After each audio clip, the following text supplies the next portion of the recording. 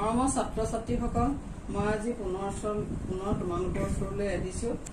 আজি মই ষষ্ঠ শ্ৰেণীৰ চতুৰ্থ পাঠটোৰ দ্বিতীয় খণ্ডটো পঢ়াম আৰু এই খণ্ডটো হ'ল পূৰ্ণ সংখ্যাৰ বিষয়ে আমি আলোচনা কৰিম আৰু ইয়াৰ অৰ্হতা হ'ল পূৰ্ণ সংখ্যাৰ ধৰ্ম। আমি পূৰ্ণ সংখ্যা যেতিয়া অংক যোগ বিয়োগ হৰণ আদি কৰিবলৈ যাওঁ তেতিয়া কিছুমান বিধি পাওঁ। সেই বিধিবিলাকৰ বিষয়ে আজি আলোচনা কৰিম।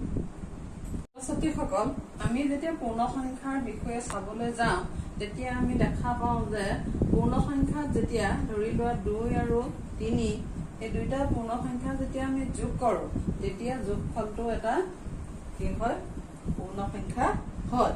অৰ্থাৎ দুটা পূৰ্ণ সংখ্যা যেতিয়া যোগ কৰা হয়, যোগ কৰিলে এই পূৰ্ণ সংখ্যা দুটাই যিহেতু এটা পূৰ্ণ সংখ্যাই হয়গৈ, সেইকাৰণে যোগৰ ক্ষেত্ৰত পূৰ্ণ সংখ্যা কি হয়, সংখ্যাৰ গোটটো যোগ প্ৰক্ৰিয়া সাপেক্ষে আবদ্ধ হয়। ঠিক তেনেকৈ 2 নম্বৰত আমি যদি চাওঁ, দুটা পূৰ্ণ সংখ্যা ধৰি লোৱা 3 আৰু 3 যদি আমি পূৰণ কৰোঁ, পূৰণ কৰিলে আমি 9 পাওঁ, অৰ্থাৎ 9টো এটা পূৰ্ণ সংখ্যা। পূৰ্ণ সংখ্যা যেতিয়া পূৰণ কৰা হয় তেতিয়া পূৰণ কৰিলে পূৰণফলটো কি হয়, পূৰ্ণ সংখ্যা পোৱা যায়। গতিকে ইয়াৰ পৰা আমি ক'ব পাৰোঁ যে এটা পূৰ্ণ সংখ্যা আন এটা পূৰ্ণ সংখ্যাক পূৰণ কৰিলে যিটো পূৰণফল সংগ্ৰহ কৰা হয়, এই পূৰণফল সংগ্ৰহ কৰাৰ ক্ষেত্ৰত পূৰণ প্ৰক্ৰিয়া সাপেক্ষেও পূৰ্ণ সংখ্যাটো কি হয়, আবদ্ধ হয়। ঠিক তেনেকৈ 3 নম্বৰত আমি দেখা পাওঁ বিয়োগৰ ক্ষেত্ৰত ধৰি লোৱা 4 বিয়োগ 3 এই ক্ষেত্ৰত কি হয়, ইয়াৰ পৰা বিয়োগ কৰিলে আমি এটা পূৰ্ণ সংখ্যা পাওঁ। কিন্তু 3 বিয়োগ 7টো কি হয়, সংখ্যাটো বেলেগ হৈ যায় বা 3 বিয়োগ 3 সমান কি হয়, 0 হৈ যায়। অৰ্থাৎ এই বিয়োগ প্ৰক্ৰিয়া সাপেক্ষে পূৰ্ণ সংখ্যাবোৰ আবদ্ধ নহয়। ঠিক তেনেকৈ আমি যদি 4টো চাবলৈ যাওঁ, 3ক যদি আমি 7ৰে হৰণ কৰোঁ তেতিয়াহ'লে আমি ইয়াৰ হৰণ ফলটো পূৰ্ণ সংখ্যাত নাপাওঁ। গতিকে হৰণ প্ৰক্ৰিয়া সাপেক্ষে পূৰ্ণ সংখ্যাটো আবদ্ধ নহয়।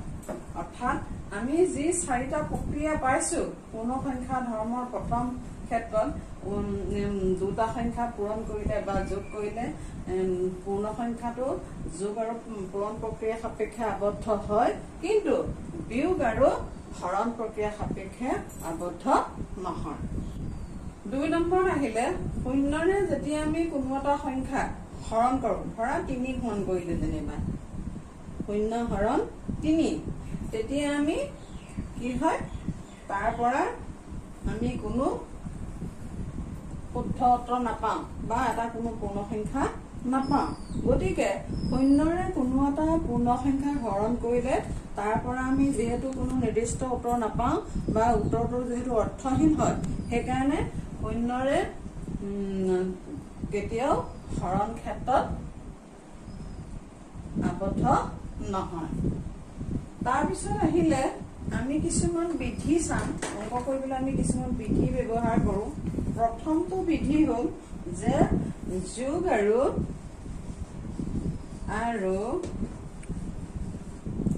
পূৰণৰ ক্ৰম বিনিময়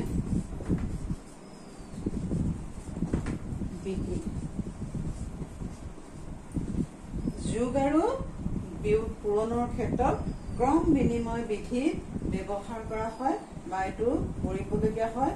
যেনে ধৰা আমি 1 নম্বৰত চালো 4 যোগ 5 সমান 9, হয় ন?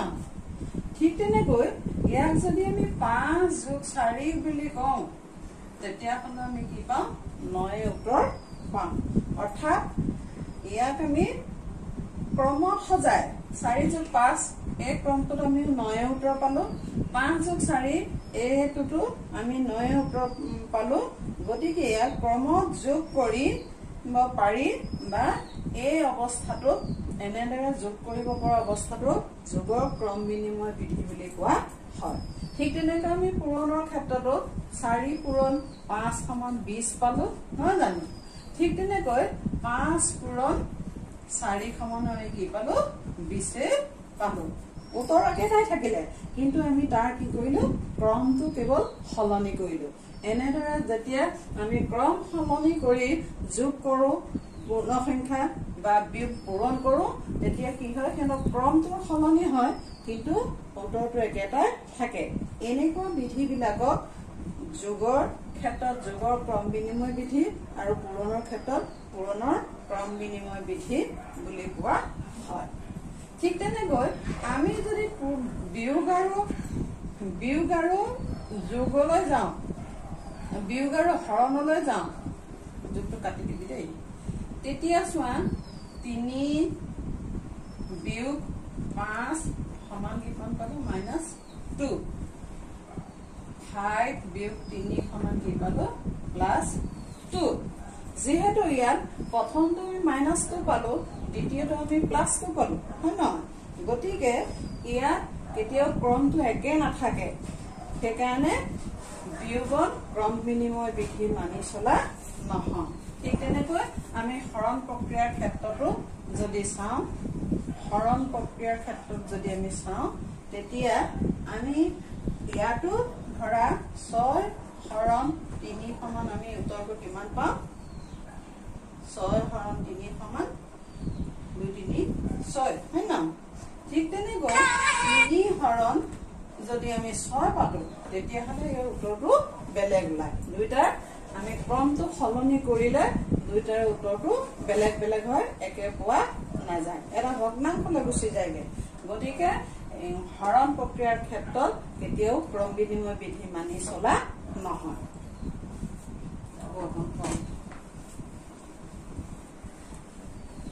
এতিয়া আহিলে তোমাৰ সহযোগ বিধিত কি হয় আমি ধৰি লোৱা 5 + 6 এই দুটা ব্ৰেকেটৰ ভিতৰত ৰাখিলো আৰু আমি লগত কি দিলো যোগ 9 ইয়াৰ সমানে ইয়াত আমি লিখিলো 5 + 6 + 9 এই অংকটোত চাবা 5 + 6 = 11 + 9 সমান কিমান হ'ব 20 এইখিনি সমান কিমান হ'ব 20 হ'ব ঠিক তেনেকৈ ইয়াত কি হ'ল 5 + 9 = 15 15 পাছে 20 দুপক্ষ সমান হ'ল না ইয়াত কি হ'ল 5 আৰু যোগে 6 সহযোগ কৰিলে ইয়াত 6 আৰু 9 সহযোগ কৰিলে এনেদৰে যেতিয়া ইটো সংখ্যা আনটো সংখ্যাৰ লগত সহযোগ কৰি এটা নিৰ্দিষ্ট মান পায় ঠিক ইয়াতো সংখ্যাটোৰ সলনি হৈছে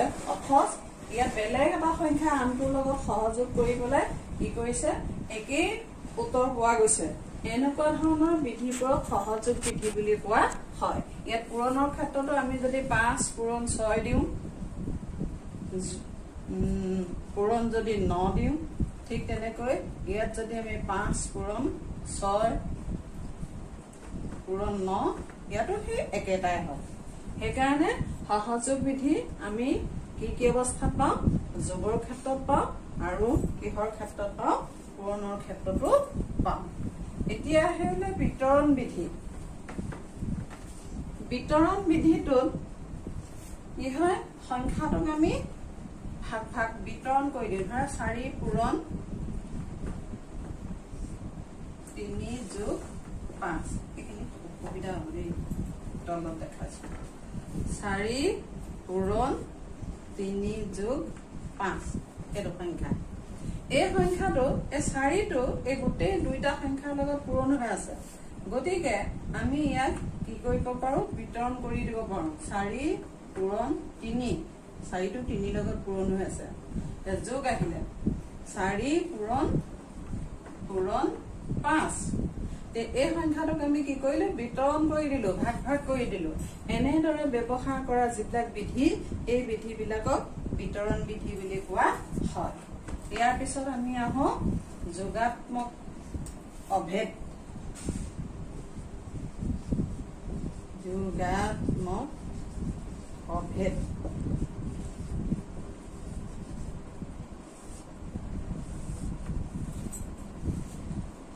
যোগাত্মক অভেদ হ'ল শূন্যৰ লগত কোনো সংখ্যা যোগ কৰিলে সংখ্যাটোৰ মান সদায় একে থাকে। ধৰি লোৱা আমি 5ৰ লগত যদি 0 যোগ কৰোঁ তেতিয়াহ'লে উত্তৰটো 5 থাকে। এই 5 সংখ্যাটোৰ লগত আমি 0 যোগ কৰিলোঁ, কি থাকিলে 5 একেই থাকিলে।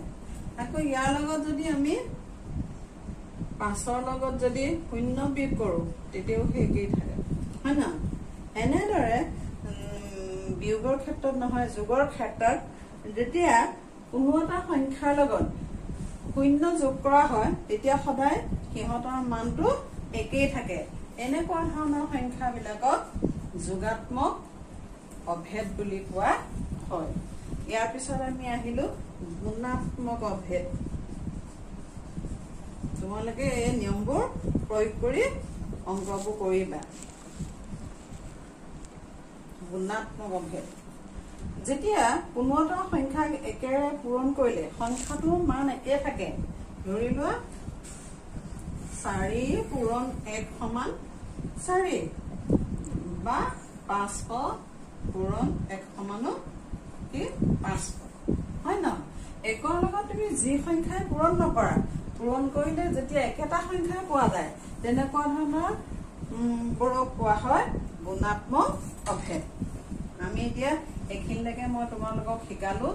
এইখিনিকে প্ৰয়োগ কৰি তোমালোকে এই যে নিজে কৰা বুলি আছে, এই নিজে কৰা অংকবিলাক কৰিব লাগিব। প্ৰথমটো দিছে খালী ঠাই পূৰ কৰা। এটা পূৰ্ণ সংখ্যাৰ লগত 0 যোগ কৰিলে যোগফল পূৰ্ণ সংখ্যাই হয়। এটা পূৰ্ণ সংখ্যা 0ৰে হৰণ কৰিলে অৰ্থহীন হয়। এটা পূৰ্ণ সংখ্যা একেৰে পূৰণ কৰিলে পূৰ্ণ সংখ্যাটোকে পোৱা যায়। এটা পূৰ্ণ সংখ্যা 0ৰে পূৰণ কৰিলে পূৰণফল 0 হয়। এটা পূৰ্ণ সংখ্যাক একেৰে হৰণ কৰিলে হৰণফল সংখ্যাটোৱে হয়। ঠিক তেনেকৈ 2 নম্বৰ খিনি তোমালোকে কোনটো কি প্ৰক্ৰিয়াত হয় সেইটো চাবা। 3 নম্বৰটো দিছে কোনটো শুদ্ধ, তোমালোকে কৰি পেলাই চাবা। ইয়াত 3 নম্বৰত বিটো শুদ্ধ। 4 নম্বৰটো দিছে তলৰ কোনটো মান অনিৰ্ণয়, এইটো 1 নম্বৰটো। 5 নম্বৰটো দিছে তলৰ কোনটো পূৰ্ণ সংখ্যাৰ সাহচৰ্য বিধি, এইটো হ'ল বিটো। আৰু তেনেকে 6, 7, 8 এইখিনিও তোমালোকে কৰিবা। ইয়াৰ পিছত তোমালোকৰ অনুশীলনীটো দিছে। প্ৰথমটো দিছে মান নিৰ্ণয় কৰা 88 যোগ 99, বা ইয়াত পূৰণ কেইটামান যিকেইটাতো পাৰিবাই। 2 নম্বৰটো দিছে এখন বহীত যদি 200 পৃষ্ঠা থাকে তেনেহলে 150খন বহীত কিমান পৃষ্ঠা থাকিব। এখন বহীতে 200 পৃষ্ঠা থাকিলে 150খন 200 150 পূৰণ কৰি দিবা। 3 নম্বৰটো দিছে 30 জন ছাত্ৰ ছাত্ৰীলৈ বাইদেৱে তৰাঘৰ চাবলৈ গ'ল। এটা টিকেটৰ দাম 15 টকা হলে মুঠতে বাইদেৱে 30টা টিকেট কিনিব নালাগিব জানো? গতিকে 15 টকাক তোমালোকে 30 পূৰণ কৰিবা। তাৰ 4 নম্বৰটো দিছে এই সংখ্যাটোৰ 7 আৰু 5ৰ অংক দুটাৰ স্থান সলনি কৰিলে যিটো সংখ্যা হ'ব, স্থান সলনি কৰি তোমালোকে দুইটা সংখ্যা লৈ কিমান পাৰ্থক্য হ'ব। পাৰ্থক্য মানে কি? ইটোৰ পৰা সিটো বিয়োগ কৰিবা সংখ্যা দুটা লৈ। এখন গাঁৱত প্ৰতি পৰিয়ালে 50 জনী কুকুৰা পুহিলে গাঁওখনত থকা 100টা পৰিয়ালে, এটা পৰিয়ালে যদি 50 জনী পুহে 100টা পৰিয়ালে 150ত কোন কোন নোৱাৰিব জানো? 6 নম্বৰ, এঘৰ মানুহে কুকুৰা কণী পায় দিনে 25টাকৈ, মুঠতে 100টা দিনত কিমান কুকুৰা কণী পালে? এইটো একেই। কমলে দৈনিক 30 লিটাৰ গাখীৰ বেচিলে এমাহত কিমান থাকে? 30 দিন নহয় জানো? এদিনত 30 লিটাৰ বেচা, গতিকে 30 দিনত কি কৰিব লাগিব? তো পূৰণি কৰিব লাগিব। গতিকে অংকখিনি তোমালোকে ধুনীয়াকে বহীত কৰিবা। হ'ব, মই আজিলৈ সামৰিলো। তোমালোকে মনোযোগ দি পেলাই অংকখিনি কৰিবা আৰু ধন্যবাদ থাকিল তোমালোকৰ।